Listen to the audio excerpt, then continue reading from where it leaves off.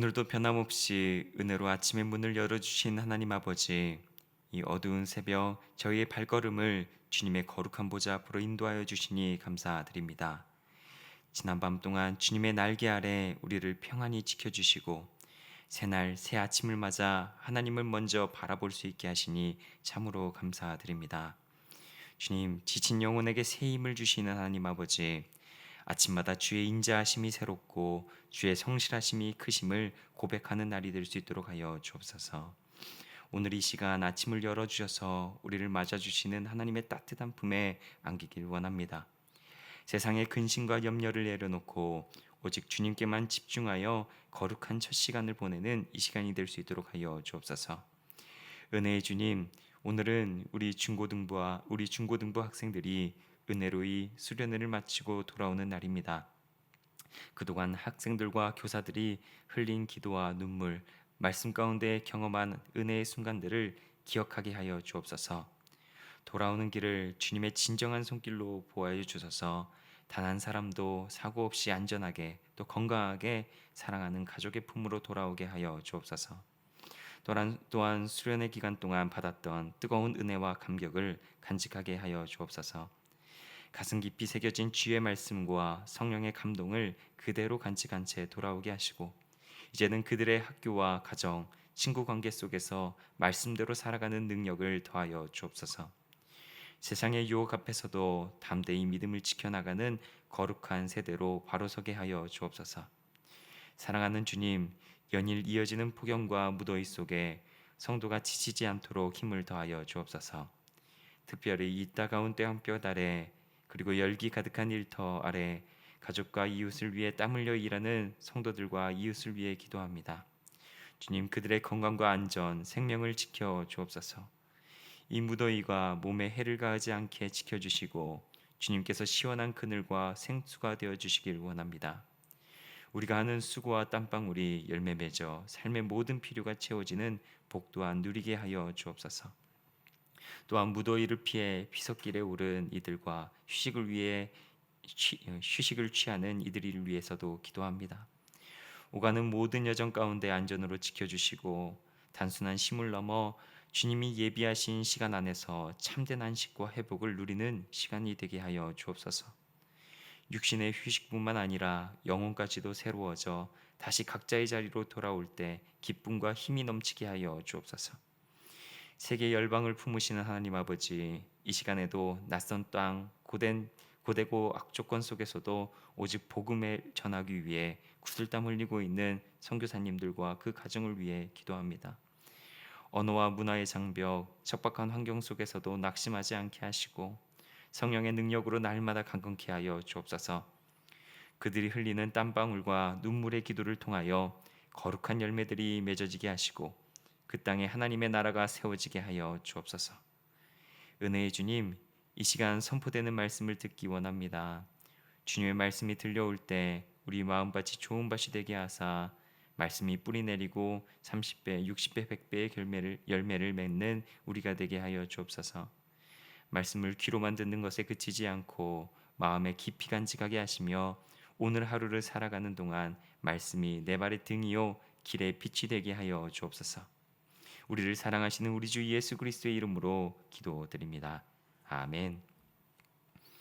오늘 우리에게 주신 말씀은 이사야 16장 1절로부터 14절까지의 말씀입니다. 저와 여러분이 한 절씩 읽고 마지막은 함께 읽도록 하겠습니다. 너희는 이 땅 통치자들에게 어린 양들을 들이되 셀라에서부터 광야를 지나 딸 시온 산으로 보낼지니라. 모압의 딸들은 아르논 나루에서 떠다니는 새 같고 보금자리에서 흩어진 새새끼 같을 것이라.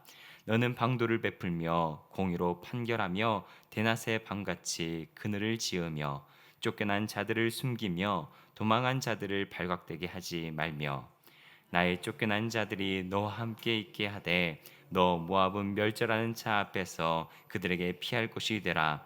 저저 토색하는 자가 망하겠고 멸절하는 자가 그쳤고 압제하는 자가 이 땅에서 멸절하였으며 다윗의 장막에 인자함으로 왕위가 굳게 설 것이요 그 위에 앉을 자는 충실함으로 판결하며 정의를 구하며 공의를 신속히 행하리라.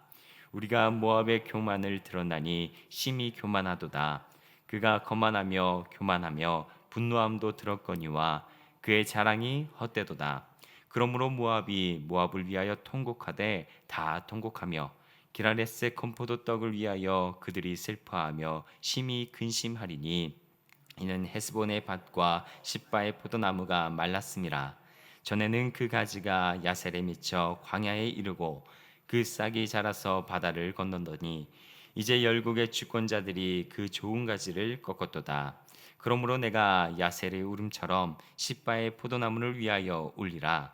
헤스본이여 엘리알레리여 내 눈물로 너를 적시리니 너는 여름실과 내 농작물의 즐거운 소리가 그쳤음이라. 즐거움과 기쁨이 기름진 밭에서 떠났고 포도원에는 노래와 즐거운 소리가 없어지겠고 들에는 포도를 밟는 사람이 없으리니 이는 내가 즐거운 소리를 그치게 하였음이라. 이러므로 내 마음이 모압을 위하여 수금같이 소리를 바라며 내 창자가 기라레셋을 위하여 그러하도다. 모압이 그 산당에서 피곤하도록 봉사하며 자기 성소에 나아가서 기도할지라도 소용없으리로다. 이는 여호와께서 오래전부터 모압을 들어 하신 말씀이거니와 이제 여호와께서 말씀하여 이르시되 품꾼의 정한 해와 같이 3년 내에 모압의 영화와 그 큰 무리가 능욕을 당할지라.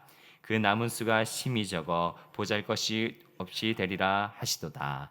아멘.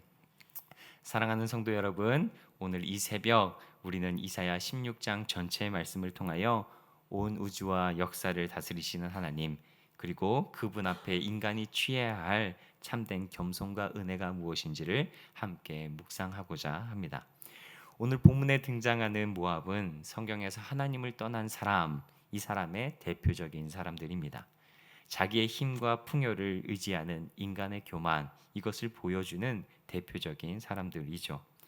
모압은 어떤 족속이었습니까? 아브라함 조카 롯의 후손, 그리고 이스라엘과 피를 나눈 친족이었으나 역사 속에서 그들은 단 한 번도 하나님을 진심으로 의지하지 않았던 민족이 바로 모압 사람들입니다.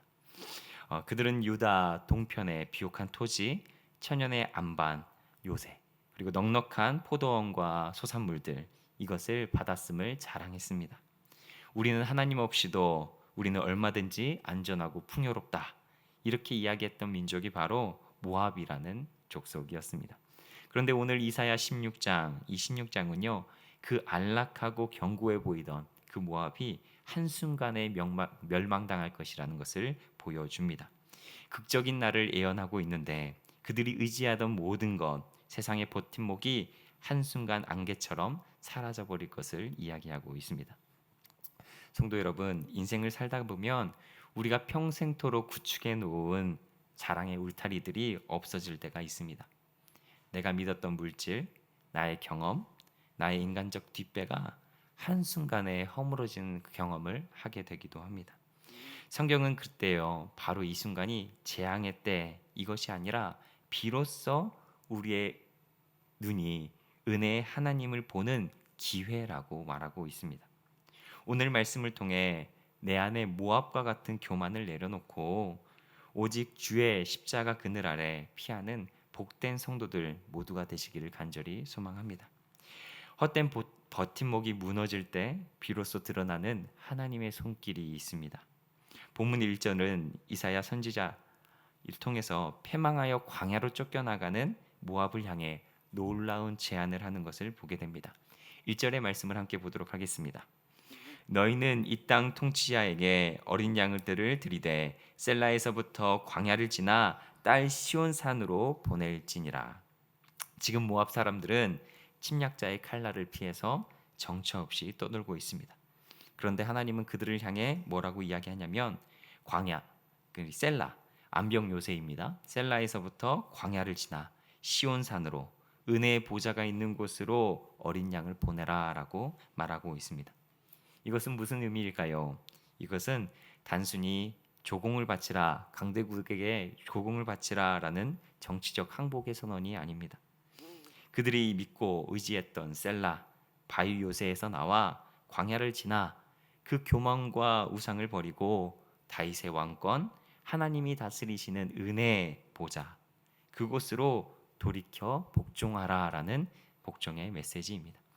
그리고 여기에 더해 하나님은 환난 날에 그들이 당한 그 아픔에 시온의 사람들이 어떻게 그들을 맞이해야 되는지를 이야기하고 있습니다. 한번 3절과 4절의 말씀 같이 한번 읽어볼까요? 자료를 가져왔습니다. 너는 방도를 베풀며 공의로 판결하며 대낮에 밤같이 그늘을 지으며 쫓겨난 자들을 숨기며 도망한 자들을 발각되게 하지 말며 나의 쫓겨난 자들이 너와 함께 있게 하되 너 모압은 멸절하는 자 앞에서 그들에게 피할 곳이 되라. 이것을 보면요, 환난 당한 자 이들을 앞에 안전한 울타리, 또 그들에게 하나님이 최후의 보루가 되어 주실 것을 이야기하고 있습니다. 얼마나 모압을 향한 긍휼이 있으신 분이 바로 하나님 아버지입니까? 하나님을 저버린 백성일지라도 그들을 향한 긍휼을 가지고 계신 분이 바로 하나님이십니다. 하나님은 자기의 백성들에게 명령하십니다. 너희를 괴롭히던 원수라 할지라도 저들이 뜨거운 낯을 피해 찾아올 때 시원한 밤의 그늘이 되어주라. 갈 곳이 없는 그들의 숨 돌릴 곳이 되어주라. 피난처가 되어주라 라고 이야기하는 것을 보게 됩니다. 여러분, 모압은 어떤 민족입니까? 다시 한번 생각해봐도 사실 이스라엘 백성들이 출애굽 시절에 광야에서 지친 이들을 반겨주지 않았던 민족이 바로 모압 족속입니다. 물을 주기는커녕 박대하고 막아섰던 민족이 바로 이 모압 족속입니다. 심지어 그들은 발람 예언자를 통해서 그들을 저주하려고 했던 사람들입니다. 그리고 음란했고 이신제사 숭배를 통해 이스라엘을 죄의 구렁텅이로 밀어넣었던 사람이 바로 모압 족속들입니다. 인간적인 마음으로는요, 이들을 용서할 수도 없고 받아들일 수도 없겠죠. 마음속에 너희가 당해보니 어떠냐라고 인광보다라고 말할 수도 있을 것입니다. 그러나 하나님의 통치는요, 사람의 좁은 속, 이 셈법과는 다른 것을 보게 됩니다. 우리의 좁은 마음, 셈법을 초월하는 것을 보여주죠. 이어지는 5절은요, 이 환대의 근거가 어디서 나온지를 보여주고 있습니다. 우리가 이런 일을 해야 될 근본적인 원인, 한번 5절을 함께 보도록 하겠습니다. 5절, 다윗의 장막에 인자함으로 왕위가 굳게 설 것이요 그 위에 앉은 자는 충실함으로 판결하며 정의를 위하며 공의를 신속히 행하리라. 다윗의 장막에 인자함으로 설 왕이, 이것을 생각하면 누가 생각납니까? 다윗의 장막에 인자함으로 설 왕이 바로 우리 주 예수 그리스도의 왕위가 생각납니다. 십자가의 인자함, 이 인자함으로 세워질 왕위가 생각납니다. 그가 보이신 삶의 대속 또한 생각납니다. 맞습니다. 하나님께서 이 땅에 우리를 통해 세우실 나라는요, 무력과 징벌로 세우는 나라가 아니라 인자함으로, 조건 없는 자비로, 충실함으로, 진실함으로, 그리고 신속한 정의와 공의로 세워지는 나라라고 합니다. 하나님이 우리를 통해 세우실 나라가 어떠한지를 묵상할 수 있길 바랍니다. 인자함과 충실함, 그리고 정의와 공의, 이것이 있는 왕위를 세우고 싶어 하십니다. 여러분, 인자함이 없으면 예수님을 이 땅에 보내신 하나님의 사랑을 모두가 알 수가 없습니다. 충실함이 없으면 누구도 주의 사명을 완수할 수 없습니다. 정의와 공의가 이 땅에 신속하지 않으면 애쓰는 자의 눈물과 한숨이 늘어납니다. 하나님은 이를 막고 그들의 한숨과 눈물을 거두기를 원하십니다.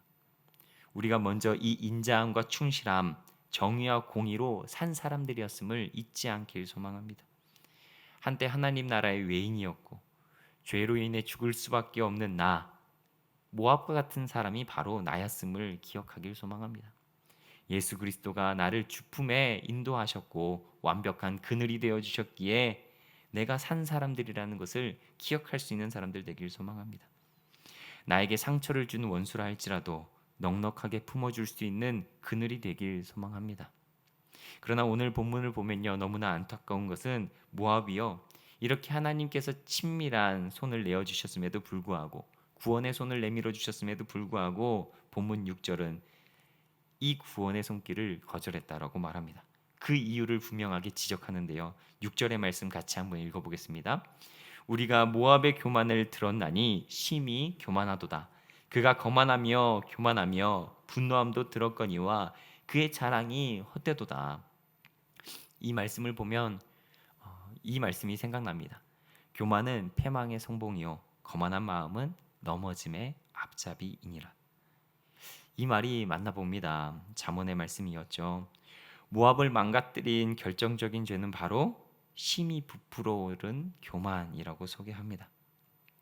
그들은 스스로를 의지했고 자신들이 구축한 물질의 요새 이것을 신뢰했고요. 하나님의 은혜 앞에 무릎 꿇기를 거부했습니다. 여러분, 교만하면 하나님의 은혜를 모릅니다. 왜요? 나 자신에게 모든 의가 쏟아져 있기 때문입니다. 모든 의가 자기에게 쏠려 있기 때문이에요. 내 주변을 둘러싸고 안으시는 하나님의 은혜가 보이지 않습니다. 그렇게 하나님은 7절로부터 10절을 통해 그들이 자랑하던 모든 세상적인 버팀목을 허무시며 이야기하십니다. 모압이 자랑하던 길라레셋의 포도나무, 십바의 풍성한 포도원, 기쁨의 포도주 틀, 이것이 곡소리와 정적이 되게 할 것이다. 하나님께서 그들의 포도원을 말리시고 터전을 허무시는 이유는 무엇일까요? 생각해보면 단순한 성냄이 아닙니다. 하나님 없이도 살 수 있다라고 착각하게 만드는 이 거짓 안식처를 차례차례 부수시며 영혼의 진리 앞으로 빛 가운데로 돌아오게 하려는 하나님의 애씀입니다. 그렇기에 11절을 함께 볼 수 있으면 좋겠습니다. 심판하시는 하나님의 마음이 결코 냉혹하지 않다는 것을 보여주는데 같이 읽겠습니다. 이러므로 내 마음이 모압을 위하여 수금같이 소리를 바라며 내 창자가 기랄레셋을 위하여 그러하더라. 하나님은 완벽하여 심판받는 모압을 보시고 고소해하지 않으시고 창자가 찢어지는 듯한 수금이 크게 튕기는 듯한 소리를 내시며 눈물로 호소하십니다. 이것이 심판하시는 하나님의 진심이십니다. 그렇다면 비참한 고난을 당하는 모압, 이제라도 하나님께 돌이켰을까요? 12절을 보면 모압이 그 산당에서 피곤하도록 봉사하며 자기 성소에 나가서 기도할지라도 소용이 없으리로다. 무슨 의미입니까? 안타까운 모습을 보여주고 있죠. 자신의 버팀목이 무너졌고 고난이 계속해서 밀려오는데 그들이 찾아가는 곳은 손 내미시는 하나님 그 앞이 아니라 평소 의지하던 우상 앞이라는 것을 보게 됩니다. 몸이 피곤하도록 열심을 다해 제사를 드리고 기도를 올리지만 그들의 손으로 만든 우상은요 아무런 효력이 없음을 하나님이 지적하고 계십니다. 왜 그럽니까? 사람이 만든 헛된 우상은 구원을 줄 수 없기 때문입니다. 이 모습은 모압의 이야기인 동시에 오늘을 살아가는 나의 이야기가 아닌가 생각이 듭니다.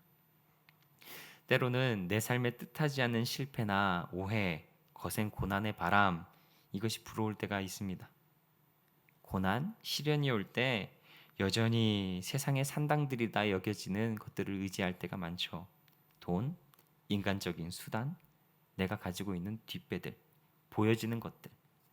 근데 그런 것을 또다시 찾아 헤매면요, 그 고난은 나를 더욱더 올가매는 죄로 나를 묶어놓게 합니다. 또한 내 안에 피어오르는 눈물과 원망 때문에 그 쓴뿌리에 매몰되면요, 함몰되어 있게 되면요, 그 다음 걸음을 내디딜 수 없게 됩니다. 외적으로 함몰되거나 내적으로 함몰되면 그 앞으로 나아갈 수 없다는 것을 보게 되죠. 고난과 시련의 순간, 그 순간이 바로 하나님이 나를 돌이키시려는 순간임을 깨달을 수 있는 사람들 되어야 합니다. 내 삶이 비로소 깨어질 때 비로소 내 아집이 내려놓게 되어지고 나를 사랑하시는 하나님의 마음과 뜻을 알 수 있게 됩니다. 사람은 인간의 방법이 깨어지고 그 순간이 될 때에야 하나님이 나를 싸매시고 고치시고 있었구나라는 것을 경험하게 됩니다. 이런 고난의 때야말로 나의 무능함이 인정되고 헛된 세상의 산당이 벗겨지고 영원한 반석이신 하나님, 이 하나님께로 시선을 돌릴 수 있는 우리가 됩니다. 그렇게 하나님의 손길, 하나님의 치심이 때로는 하나님의 사랑이 됩니다. 사랑하는 성도 여러분, 오늘 이사야 16장 말씀은요, 오늘을 살아가는 우리에게 단호하고 명확한 선택을 요구합니다. 13절과 14절의 말씀 같이 한번 읽어볼까요? 이는 여호와께서 오래전부터 모압을 들어 하신 말씀이거니와 이제 여호와께서 말씀하여 이르시되 품꾼의 정한 해와 같이 3년 내에 모압의 영화와 그 큰 무리가 능욕을 당할지라 그 남은 수가 심히 적어 보잘것이 없이 되리라 하시도다. 하나님은 정확한 때와 시를 정하시며 남은 시간은 3년이라고 확정하십니다.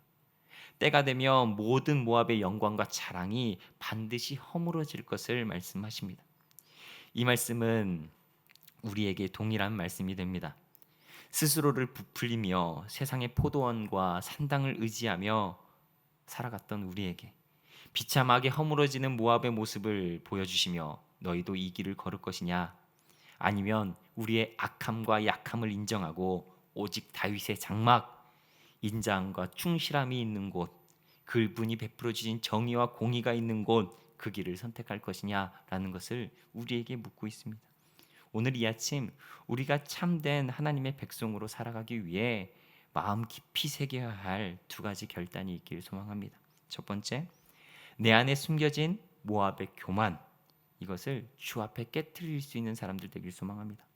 내가 쥐고 있는 물질, 나의 경험, 나의 의로움을 자랑하는 마음을 내려놓기를 바랍니다. 하나님께서 내 삶의 헛된 버팀목을 허물어뜨리실 때 고집을 피우며 세상으로 달려가는 것이 아니라 겸손히 통회하며 하나님께 내 삶을 열어드리는, 맡겨드리는 주의 자녀들 모두가 되길 소망합니다. 두 번째, 주의 마음으로 환대함을 살아야겠습니다. 환대하는 삶을 살아야겠습니다. 주님께서 죄인된 우리에게 조건 없이 그늘이 되어 주셨듯 우리도 삶의 자리에서 만난 지친 사람들, 방황하는 영혼들에게 넉넉한 피난처가 되어 주시기를 소망합니다. 세상의 잣대로 타인을 정죄하기에 앞서 고단한 영혼들을 품어주는 시원한 그늘, 우리 하나님의 그늘처럼 되시길 간절히 소망합니다. 오늘 하루 세상의 헛된 자랑을 버리고 오직 영원한 반석이신 주님만을 의지하는 우리가 되길 소망합니다.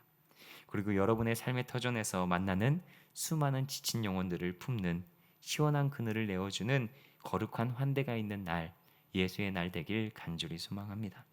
기도하도록 하겠습니다. 하나님 아버지 감사합니다. 이 아침 이사야 16장의 말씀을 통해 만국의 주제가 되시며 공의와 인자로 세상을 다스리시는 하나님을 보게 됩니다. 주님, 그동안 모압처럼 내 손에 쥔 것, 내가 눈으로 보는 화려함, 세상이 말하는 뒷배를 의지하며 스스로 부풀어 올랐던 나의 교만을 용서하여 주옵소서.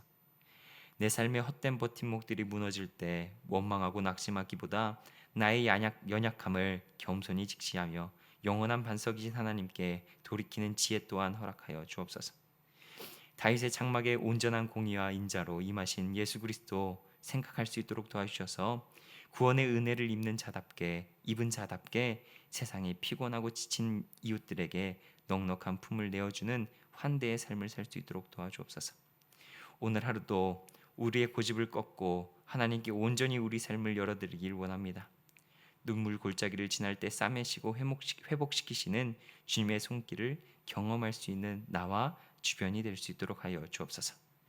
우리에게 영원한 피난처 되어주시는 우리 주 예수 그리스도의 이름으로 기도드립니다. 아멘. 이 시간 자신이 가지고 온 기도의 제목을 통하여 영원하신 주님을 만나는 이 시간 되기를 소망합니다.